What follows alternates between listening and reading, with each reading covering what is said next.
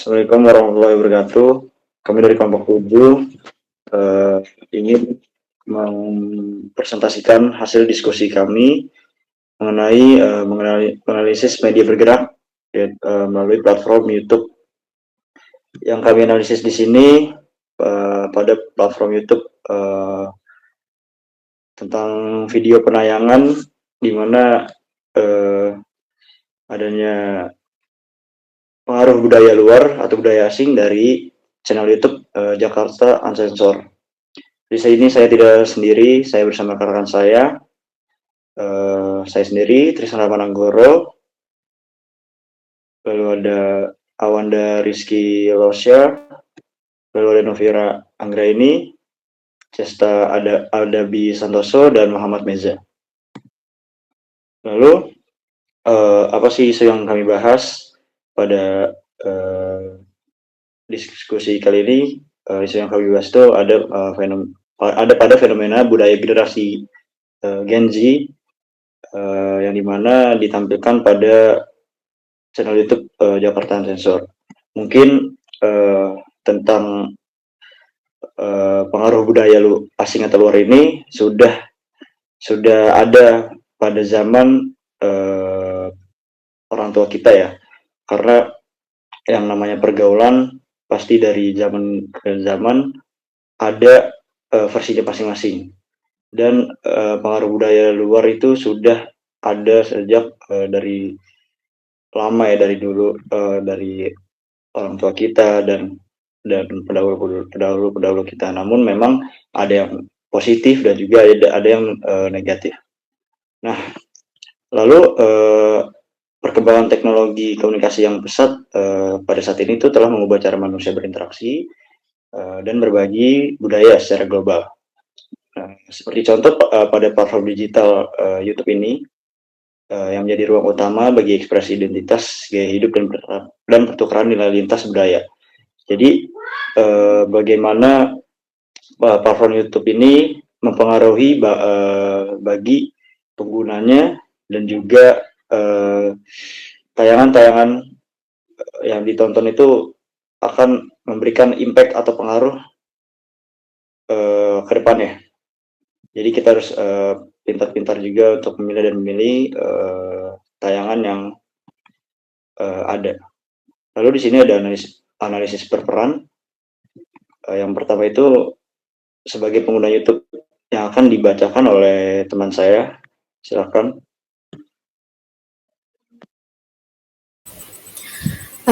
Baik, sebagai pengguna YouTube, saya tuh menyadari bahwa nggak semua konten yang ada di platform YouTube ini kan layak untuk ditonton ya. Nah, dengan itu saya berusaha menjadi pengguna yang lebih bijak dengan cara yang pertama, saya tuh mengaktifkan fitur pengingat waktu. Nah, langkah ini itu membantu saya membatasi durasi menonton dan menyadari berapa banyak waktu yang telah dihabiskan. Dengan adanya pengingat otomatis, saya terdorong untuk berhenti menonton sebelum kecanduan itu terjadi. Jadi kayak misalnya, kita udah nonton YouTube nih sekitar 30 menit atau sejam, itu tuh nanti bakal ada notifikasi pengingat. Nah, itu tuh supaya kita nggak kecanduan gitu. Terus selanjutnya, saya menggunakan mode incognito. Nah, mode ini tuh saya gunakan ketika ingin melihat konten hiburan sesaat. Dengan tujuan, riwayat tontonan ini tidak direkam oleh sistem YouTube dan tidak mempengaruhi rekomendasi konten berikutnya. Dengan demikian, konten negatif itu tidak terus muncul di beranda. Selanjutnya, yang ketiga itu ada meningkatkan kesadaran digital atau literasi digital. Nah, di sini tuh saya belajar untuk lebih sadar dan kritis. Kalau misalnya kita tahu nih kontennya nggak layak untuk ditonton, sebaiknya kita tuh nggak ngeklik itu video atau kita nggak nonton gitu. Terus yang terakhir, saya menerapkan pengendalian diri. Nah, di sini tuh saya membuat batasan pribadi, seperti saya tuh tidak menonton konten negatif ketika saya merasa bosan. Nah, serta selalu mengevaluasi dampak dari konten yang saya konsumsi terhadap emosi, pikiran, dan perilaku saya sehari-hari. Nah, mungkin itu saja sih yang dapat saya sampaikan sebagai pengguna YouTube. Selanjutnya saya akan alihkan kepada Cesta.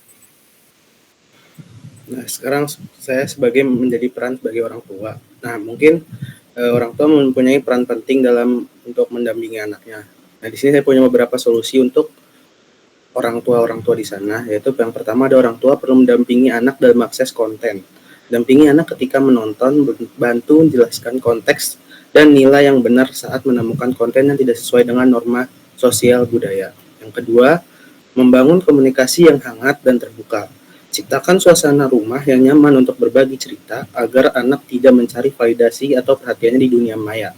Yang ketiga, orang tua mendiskusikan nilai-nilai yang bertentangan dengan anak. Ketika anak terpapar konten sensitif seperti edukasi seksual di media sosial, orang tua sebaiknya tidak langsung melarang, tetapi mengajak anak berdiskusi tentang makna dan nilai terkandung di dalamnya. Dengan cara ini, anak terdorong untuk berpikir kritis dan memahami perbedaan nilai tanpa merasa dihakimi. Mungkin selanjutnya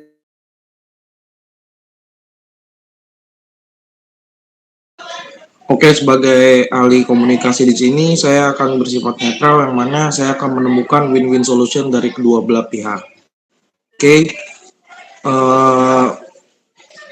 masalah pornografi di platform YouTube adalah isu serius karena platform ini seharusnya ramah untuk semua umur, terutama anak-anak. Menurut saya, solusi yang harus diberikan kepada pihak YouTube adalah verifikasi terhadap umur, lalu kebijakan ketat terhadap konten seksual eksplisit, dan AI YouTube harus lebih ketat untuk mengenali softcore porn. Dan untuk pihak orang tua ataupun pihak Ananda harus lebih diperketat lagi aturan-aturan yang ada di platform atau HP anak. Karena YouTube sudah memberikan verifikasi umur, dan itulah peran orang tua untuk melakukan parenting control terhadap HP anak.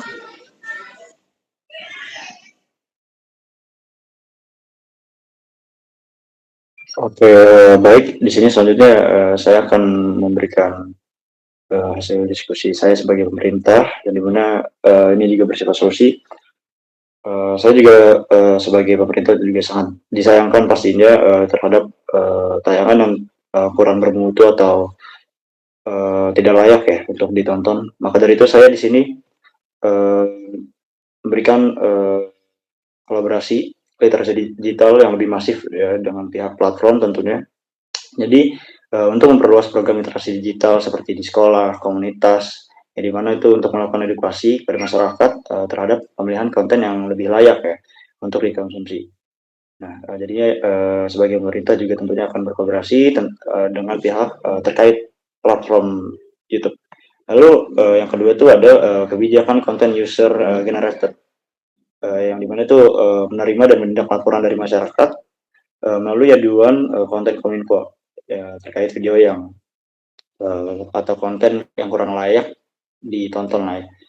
Jadi seperti melanggar norma atau yang tidak sesuai dengan aturan-aturan konten yang baik. Lalu yang terakhir itu ada penerapan program konten kreatif berbudaya nasional yang dimana ini tentunya akan menjunjung tinggi konten yang lebih positif ya. Jadi pemerintah melalui Kominfo dapat meluncurkan program nasional tahunan yang mendorong para kreator muda untuk membuat konten digital yang mengedepankan nilai budaya. Jadi lebih diisi dengan konten-konten yang bermanfaat, terus juga diisi dengan konten-konten yang lebih positif, yang bisa menambah pengetahuan dari si pengguna. Mungkin itu saja solusi yang dapat dihasilkan dari pihak pemerintah. Selanjutnya ada sebagai penyedia platform yang dibacakan oleh teman saya. Sebagai penyedia platform, saya di sini mewakili platform akan memberikan 3 solusi terbaik yang saat ini pihak kami bisa berikan. Yang pertama ada kebijakan penapisan dan label konten, di mana setiap konten yang mengandung tema eksplisit seperti seksualitas, clubbing, dan pergaulan bebas akan diberi label 18+ serta peringatan konten sensitif yang bertujuan bukan untuk membatasi, melainkan untuk mengarahkan penonton sesuai usia dan konteksnya. Yang kedua adalah kampanye literasi digital dan etika menonton.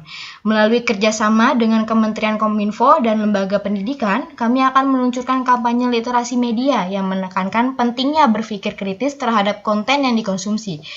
Nah, langkah ini juga sejalan dengan semangat partisipatory kultur di mana pengguna aktif menjaga kualitas lingkungan digitalnya sendiri. Yang kebijakan terakhir yang kami berikan adalah kolaborasi dengan kreator untuk produksi konten positif. Platform akan mendorong kreator lokal untuk membuat konten reaktif yang membahas dampak negatif dari pergaulan bebas, bukan dalam bentuk glorifikasi tetapi dalam bentuk edukasi. Ini sejalan dengan peran media dalam teori agenda setting, yaitu membentuk orientasi isu publik yang lebih konstruktif. Nah, terakhir, pada slide terakhir kami juga memiliki kesimpulan final di mana sebagai pihak terkait kami menerima semua masukan, kritik, serta saran yang diberikan mengenai isu yang beredar saat ini, yang membuat kekhawatiran mengenai masa depan anak bangsa. Oleh sebab itu, kami pihak platform dan pihak pemerintah berkolaborasi membuat sebuah program untuk mengatasi kekhawatiran serta langkah lebih lanjut untuk menghasilkan solusi positif. Yang pertama adalah literasi digital yang lebih masif untuk melakukan edukasi kepada masyarakat khususnya generasi muda terhadap pemilihan konten atau tayangan. Yang kedua adalah kolaborasi kepada pihak pemerintah dan platform dalam membuat konten edukasi positif terkait isu. Yang ketiga, melakukan kegiatan seminar inklusi mengenai pentingnya menjaga ruang digital agar tetap positif dan menghasilkan kreativitas konten yang baik. Yang terakhir adalah kolaborasi pemerintah Kominfo dengan Kementerian Pendidikan untuk mengintegrasikan materi literasi digital serta etika bermedia dalam kurikulum formal. Baik, itu saja dari presentasi kelompok kami. Kurang lebihnya mohon maaf. Sekian, terima kasih. Wassalamualaikum warahmatullahi wabarakatuh.